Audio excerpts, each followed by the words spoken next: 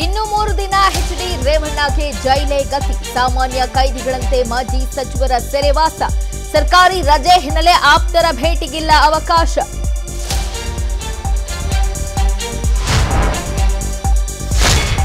ಎಸ್ಐಟಿಗೆ ಬಿಡಿಸಲಾಗದ ಪ್ರಶ್ನೆಯಾಗೆ ಉಳಿದ Prajwal. Blue corner notice ಜಾರಿ ಮಾಡಿದ್ರೂ ಸಿಗದ ಸಂಸದನ ಸುಳಿವು. ಇತ್ತ ವಿಡಿಯೋ ಲೀಕ್ ಕೇಸ್ ಕೂಡ ವಿಶೇಷ ತನಿಖಾ ತಂಡಕ್ಕೆ ಹಸ್ತಾಂತರ.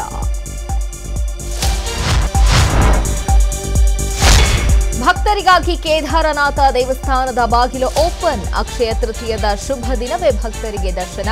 ಬಾಗಿಲು ತೆರೆಯುತ್ತಾ ಇದ್ದಂತೆ ಹೆಲಿಕಾಪ್ಟರ್ಗಳಿಂದ ಪುಷ್ಪವೃಷ್ಟಿ. ಅನುಕ್ಷಣದ ಸುದ್ದಿಗಳಿಗಾಗಿ ವಿಸ್ತಾರ ನ್ಯೂಸ್ ಯೂಟ್ಯೂಬ್ ಚಾನೆಲ್ ಸಬ್ಸ್ಕ್ರೈಬ್ ಮಾಡಿ. ಹೊಸ ಸುದ್ದಿಗಳ ನೋಟಿಫಿಕೇಶನ್ಗಾಗಿ ಬೆಲ್ ಐಕಾನ್ ಕ್ಲಿಕ್ ಮಾಡಿ. ಲೇಟೆಸ್ಟ್ ಅಪ್ಡೇಟ್ಸ್ಗಾಗಿ www.vistaranews.com ವೆಬ್ಸೈಟ್ಗೆ ವಿಸಿಟ್ ಮಾಡಿ. ಅಂಗೈಯಲ್ಲೇ ಜಗತ್ತಿನ ಸುದ್ದಿ ತಿಳಿಯಲು ವಿಸ್ತಾರ ನ್ಯೂಸ್ ಕನ್ನಡ ಆಪ್ ಡೌನ್ಲೋಡ್ ಮಾಡಿ.